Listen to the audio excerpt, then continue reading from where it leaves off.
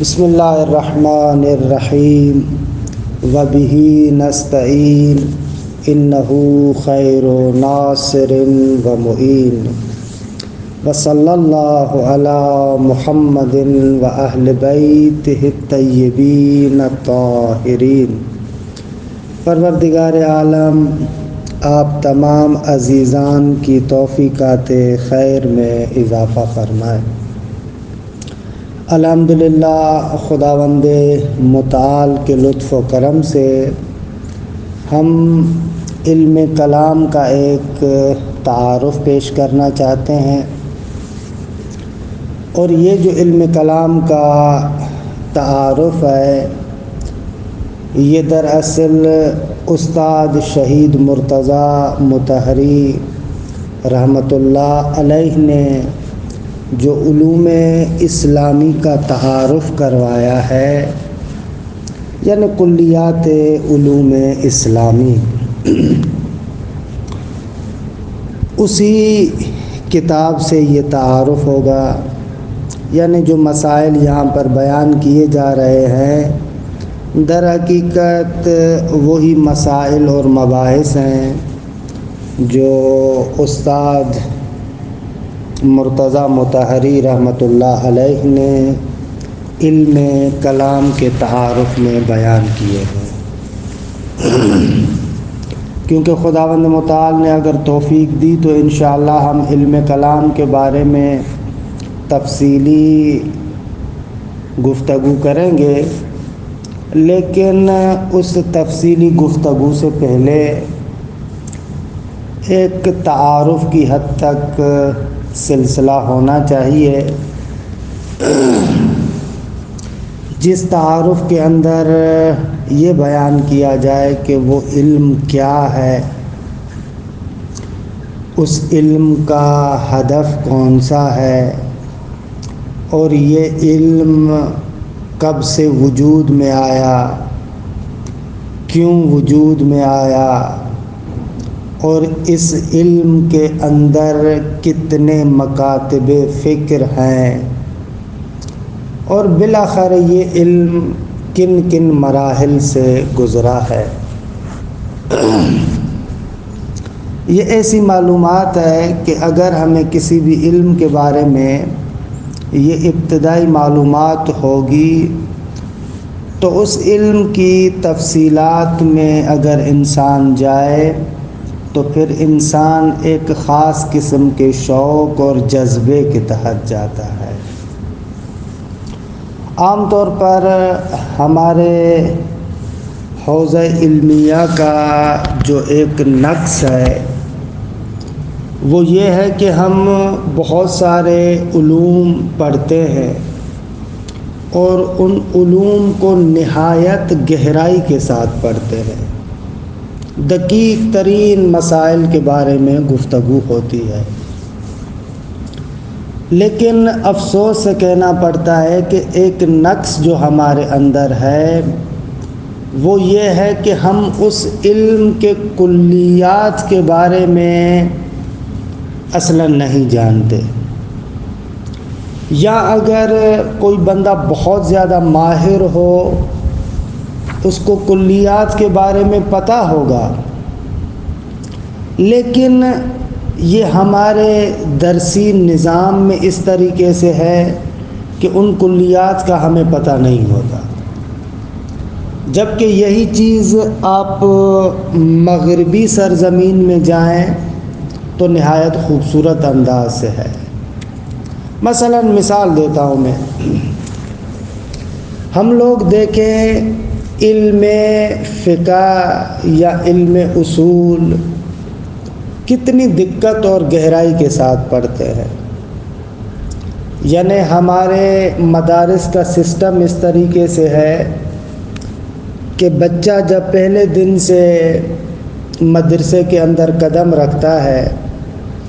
تو ہم اسے علم فقہ کا درس دینا شروع کر دیتے ہیں،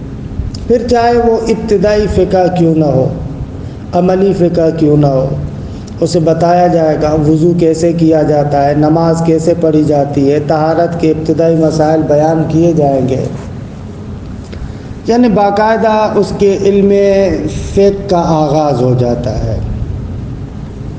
پھر یہ جو پہلے دن سے علم فقہ کا آغاز ہوتا ہے، زندگی کے آخری لمحے تک اگر ہمارے حوزوی سسٹم کے اعتبار سے حوزے اور مدرسے کے اندر ہو تو وہ علم فقہ کے بارے میں پڑھتا رہتا ہے، پہلے مسائل کی حد تک، پھر آہستہ آہستہ علم فقہ کی تفصیلات کو پڑھتا ہے، پھر آہستہ آہستہ علم فقہ کے بارے میں استدلالی کتابوں کو پڑھتا ہے، پھر یہاں تک کہ آخری مرحلے میں درس خارج میں جاتا ہے اور ہر مسئلے کے بارے میں نہایت تفصیل کے ساتھ استدلالات کے ساتھ مباحث کو وہ حاصل کرتا ہے۔ یہ ہے جو بھی بندہ شیعہ مدارس اور حوزے کو جانتا ہے، اس کو پتہ ہے کہ ہمارے ہاں مثلا علم فقہ اس طریقے سے پڑھائی جاتی ہے۔ اسی طریقے سے اور بھی بہت سارے علوم، جتنے بھی علوم ہمارے ہاں مدارس میں پڑھاتے ہیں، علوم اسلامی کے عنوان سے نہایت گہرائی، دقت اور تأمل کے ساتھ ان مسائل کو پڑھا جاتا ہے۔ لیکن یہی بندہ کہ جو پہلے دن سے علم فقہ پڑھ رہا ہے، تعین کے جا کر درس خارج تک پہنچتا ہے، اسی بندے سے اگر علم فقہ کے بارے میں کلی طور پر آپ مسائل کچھ پوچھیں تو بہت کم افراد ہوں گے جو اس کا جواب دے سکیں۔ مثلا اسی بندے سے پوچھیں کہ علم فقہ کے کتنے ادوار ہیں، علم فقہ کے کتنے مکاتب ہیں، فقہ جعفریہ کن کن مراحل سے گزری ہے، کس مرحلے میں کس طریقے سے ہوتی تھی، کس مرحلے میں اجتہاد کس انداز سے ہوتا تھا، ائمہ کے زمانے میں علم فقہ کا طریقہ کار کیا ہوتا تھا،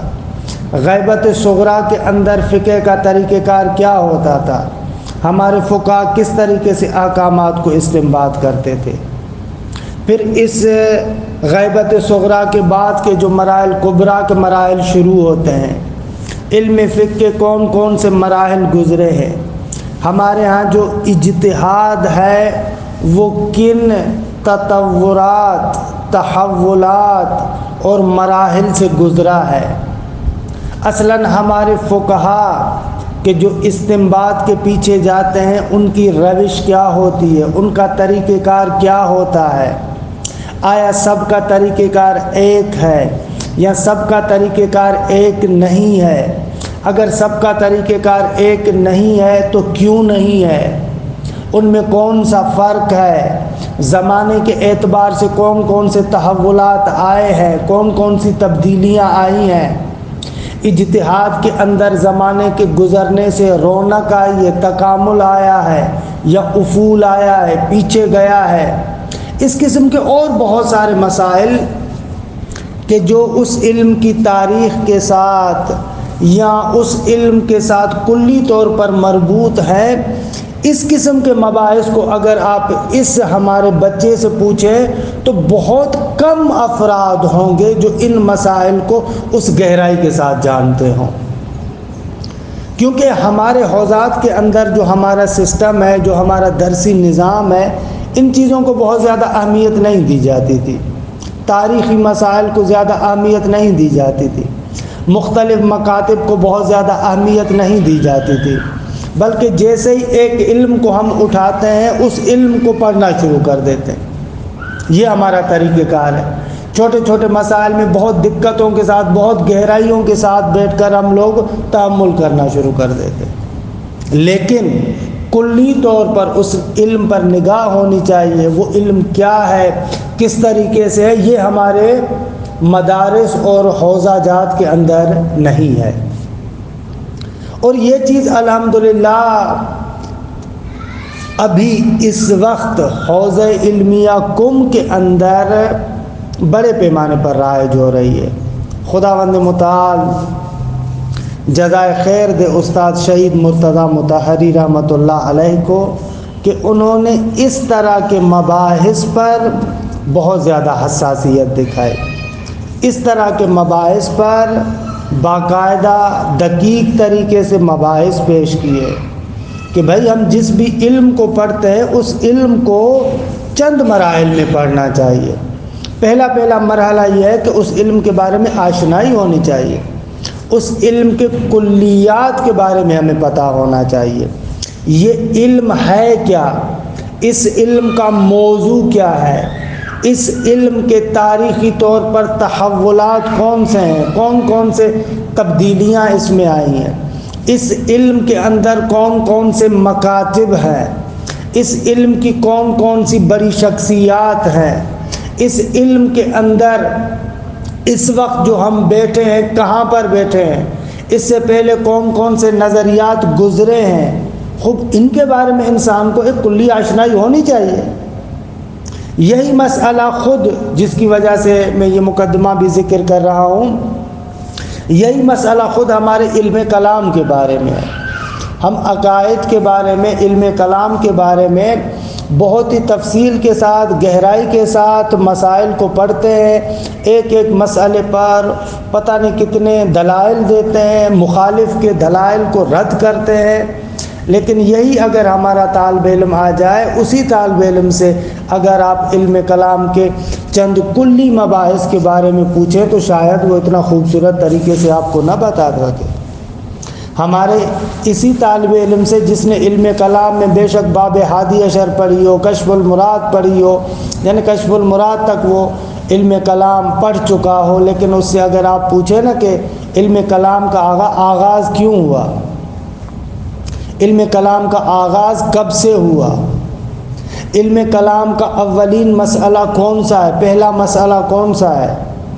اچھا اگر پہلا مسئلہ فلاں ہے تو یہ کس طریقے سے پہلا مسئلہ ہے۔ علم کلام کے اندر جو ہم کہتے ہیں کہ تحقیقی گفتگو ہونی چاہیے، تقلیدی گفتگو نہیں ہونی چاہیے، کیوں؟ علم کلام کہ کون سے مراحل ہیں، تاریخی طور پر کن کن مراحل سے گزرا ہے،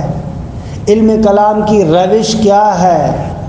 آیا علم کلام کی روش نقلی ہے یا علم کلام کی روش عقلی ہے۔ اصلاً علم کلام کے بارے میں جو مختلف کتابیں لکھی گئی ہیں ان میں اتنا زیادہ اختلاف کیوں پایا جاتا ہے؟ آپ 7ویں صدی ہجری سے پہلے والی کتابوں کو دیکھیں، ان کتابوں کے اندر آپ کو علم کلام کا ایک خاص رنگ نظر آئے گا۔ 7ویں صدی ہجری کے بعد جو علم کلام ہے وہ آپ کو بالکل متحول ملے گا، اس کا رنگ و بو آپ کو تبدیل ملے گا۔ آخر یہ کیوں ہے، کس طریقے سے ہے، ان چیزوں کے بارے میں انسان کو پتہ ہونا چاہیے یا نہیں ہونا چاہیے؟ خصوصیت سے جو ایک عالم دین ہے، خصوصیت سے کہ جس کا تعلق علوم اسلامی کے ساتھ ہے، اس بندے کو تو معلوم ہونا چاہیے کہ اس علم کے اندر یہ تحولات اتنے کیوں آئے ہیں، اتنی تبدیلیاں کیوں آئی ہیں، آخر کیا سبب ہے کہ علم کلام میں ہم جب شیخ صدوق کی کتاب کو اٹھاتے ہیں اور آج کے زمانے میں جو ہم ایک کتاب اٹھاتے ہیں، دونوں میں زمین کا آسمان فرق ہے۔ آخر ایسے کیوں ہوا ہے؟ کیا علم کلام کے اندر جو اصول دین کو بیان کیا جاتا ہے، دین کے اعتقادات کو بیان کیا جاتا ہے، نعوذ باللہ دین تبدیل ہو گیا کیا؟ دینی اعتقادات تبدیل ہو گئے ہیں کیا؟ کیوں آخر اتنا فاحش اور اتنا بڑا تفاوت ہمیں نظر آتا ہے؟ یا مثلا جو قدیمی ترین کتابیں ہمارے پاس علم کلام کے بارے میں ہیں، مثلا خود یہ تجرید الاعتقاد خواجہ نصیر الدین طوسی کی ایک کتاب اٹھا لیں جو ہمارے حوزے کے اندر بہت زیادہ پڑھاتے ہیں، کشف المراد اس کی شرح ہے جو علامہ حلی نے کی ہے۔ اصلا اس کتاب کے اندر آپ اٹھا کر دیکھیں گے بعض مسائل ایسے ہیں جو عجیب و غریب قسم کے مسائل ہیں، انسان تعجب کرتا ہے کہ یہ کیا مسئلہ ہے اور اس کا کیا تعلق ہے علم کلام کے ساتھ۔ اصلاً بعض مسائل جو اس کشف المراد میں آپ دیکھتے ہیں، مثلاً اسعار کے بارے میں، قیمتوں کے بارے میں، اصلاً ایک کلامی بحث ہے جس کو خواجہ یہاں پر مطرح کرتے ہیں۔ بازار کے اندر جو کبھی کبھار بہت زیادہ مہنگائی ہو جاتی ہے، چیزوں کی قیمتیں بڑھ جاتی ہیں، اس زمانے میں یہ ایک مسئلہ اٹھا کہ یہ جو مختلف قیمتیں بڑھ جاتی ہیں، مہنگائی بڑھ جاتی ہے، یہ مہنگائی کون بڑھاتا ہے؟ خدا بڑھاتا ہے؟ انسان بڑھاتے ہیں؟ کون بڑھاتا ہے؟ حضرت اس مسئلے نے ایک رنگ کلامی پیدا کر لیا. یا مثلا انسان کسی کا رزق کسی طریقے سے، کس کا رزق کس طریقے سے. اصلا رزق کس کو کہتے ہیں؟ رزق دینے والا خدا ہے، تو پھر خداوند متعال نے بعض کو اتنا زیادہ رزق دیا، بعض کو اتنا کم رزق دیا. ایسے کیوں ہوا؟ یا آجال کے بارے میں خوب یہ گفتگو ہوتی ہے کہ کسی کی عمر اتنی ہے، کس کی عمر کتنی ہے. کوئی بچپن میں مر جاتا ہے، کوئی چھوٹا مر جاتا ہے، کوئی جوانی میں مر جاتا ہے، کوئی بڑھاپے تک جاتا ہے. خوب یہ جو آجال اور اجل ہے، خوب ان کا کیا ہے؟ کون ہے؟ خداوند متعال اس طریقے سے کیوں کرتا ہے؟ اب یہ دیکھیں، یہ آپ کو ہماری رسمی ترین کلامی کتابوں میں یہ مسائل نظر آتے ہیں. لیکن کیوں؟ اس وجہ سے کہ اس زمانے کے اندر یہ مسائل بڑے پیمانے پر تھے، لوگوں کے اندر رائج تھے، کتابوں میں بھرے پڑے تھے، دانشوروں کے اذہان میں یہ مسائل بہت بڑے پیمانے پر تھے. لہذا بیچارے وہ آ رہے تھے، ان کے بارے میں گفتگو کر رہے تھے. لیکن آیا واقعاً ضرورت ہے کہ وہی مسئلہ جو اس زمانے میں اس طریقے سے مطرح تھا، میں آج کے زمانے میں بھی اسی طریقے سے اس مسئلے کو بیان کروں؟ یا آج کے زمانے میں مجھے آج کل کے مسائل پر بھی فوکس کرنا چاہیے؟ آج کل کی دنیا کے اندر جو مختلف مسائل اٹھے ہوئے ہیں، جن مسائل سے ہمارے نوجوان دن رات آئے دن ہر جگہ پر مواجہ ہوتے ہیں، روبرو ہوتے ہیں، ان مسائل کو ہمیں چھیڑنا چاہیے. یعنی خداوند متعال رحمت کرے خواجہ نصیر الدین طوسی پر کہ اس نے اپنے زمانے کے اعتبار سے جو کلام کے مسائل ہو رہے تھے ان کو خوب بیان کیا. یہ تجرید الاعتقاد، یہ کشف المراد اپنے زمانے کے اعتبار سے نہایت خوبصورت ترین کتاب تھی. لیکن آیا من و ان وہی کتاب آج کل کے زمانے کے تمام مسائل کو حل کرتی ہے؟ آج کل کے زمانے کے تو اور بہت سارے مسائل ہیں کہ جن مسائل کو مد نظر رکھنا چاہیے، جن مسائل کے بارے میں ایک عالم دین کو، ایک دینی عالم کو بحث کرنا چاہیے. لہٰذا کشف المراد اپنے زمانے میں بہترین کتاب ہے، لیکن آج کل کے زمانے کے لیے کافی نہیں ہے. بنیاد بہترین ہے لیکن کافی نہیں ہے. کہنے کا مقصد یہ ہے کہ ہم لوگ اس کلی معلومات کے بارے میں بہت زیادہ ضعیف ہیں. ہم لوگوں کو کسی بھی علم کے بنیادی چند چیزوں کے بارے میں سوال کیا جائے نا، کلیات کے بارے میں، اس کا ہمیں پتہ نہیں ہوتا. تفصیلات کو خوب جانتے ہیں، ایک ایک مسئلے کے بارے میں خوب جانتے ہیں، لیکن اس علم کے کلیات کے بارے میں ہمیں بالکل پتہ نہیں ہوتا. یہاں پر ہم آ کر پیچھے ہٹ جاتے ہیں. اس مسئلے کی وجہ سے ہمیں بہت زیادہ ضربہ لگتا ہے. کسی بھی تعلیمی ادارے کے اندر اگر ہمارے حوزے کے 30 سالہ پڑھے ہوئے عالم دین کو بھی بلایا جائے اور کہا جائے کہ فلاں علم کے ان کلیات کے بارے میں گفتگو کرو، تو وہ بیچارہ مشکل میں پڑ جاتا ہے. اس چیز کو استاد شہید مرزا مطہری نے خوب محسوس کیا، اور اس وجہ سے انہوں نے ایک کتاب بھی لکھی، علوم اسلامی کا تعارف یا کلیات علوم اسلامی، کہ اس کلیات علوم اسلامی میں جو مشہور اسلامی علوم ہیں، جیسے منطق ہے، فلسفہ ہے، کلام ہے، عرفان ہے، حکمت عملی ہے، اصول فقہ ہے، یہ جو مشہور علوم ہیں، ان کے جو کلیات ہیں ان کے بارے میں آپ نے گفتگو کی ہے اور ایک تعارف کروایا ہے کہ یہ علم کیا ہے، کس طریقے سے ہے اور اس طریقے سے کیوں ہے، اس کی مختصراً تاریخ کیا ہے، کہ نہایت خوبصورت کتاب ہے. آغا مطہری نے تو یہ معمولاً نوجوانوں کے لیے لکھی تھی، لیکن حقیقت یہ ہے کہ ہم لوگوں کو بھی اس کتاب یعنی کلیات علوم اسلامی کو دقت کے ساتھ دیکھنا چاہیے. بہرحال یہ میرا مقدمہ بہت زیادہ لمبا ہو گیا. کہنے کا مقصد یہ ہے کہ ایک ایسی کتاب ہونی چاہیے، ایک ایسی معلومات ابتدائی ہونی چاہیے ہر علم کے بارے میں، پھر آپ جائیں اور اس کی تفصیلات کے بارے میں گفتگو کریں، لیکن کلی معرفت آپ کو ہونی چاہیے۔ اسی چیز کو مد نظر رکھتے ہوئے ہم نے آغا شہید مرتضیٰ مطہری رحمۃ اللہ علیہ نے جو اس کلیات علوم اسلامی میں علم کلام کا تعارف کروایا ہے، ان مباحث کو پیش کرتے ہیں کہ یہ مباحث جو ہمارے حوزوی افراد ہیں اللہ ان کے لیے بھی مفید ہے اپنی جگہ پر، جو ہمارے نوجوان ہیں، جو خوش فکر انسان ہیں، کسی بھی علم کے بارے میں ابتدائی آشنائی تعارف کی حد تک جاننا چاہتے ہیں، ان کے لیے نہایت مفید ہے کہ یہ جو علم کلام کے بارے میں آغا کا تعارف ہے، اس کو تقریباً 8-10 جلسات کے اندر ہم مکمل کر کے پھر انشاءاللہ علم کلام کے بارے میں جو تفصیلی گفتگو کرنا چاہتے ہیں گفتگو کریں گے۔ کہ بہرحال یہ آج کا ابتدائی درس ایک مقدمہ تھا کہ ہم استاد شہید مرتضیٰ مطہری رحمۃ اللہ علیہ کے علم کلام کے بارے میں جو تعارف ہے اس کو آپ کے سامنے پیش کرنا چاہتے ہیں کہ خدا انہیں متعال توفیق دے کہ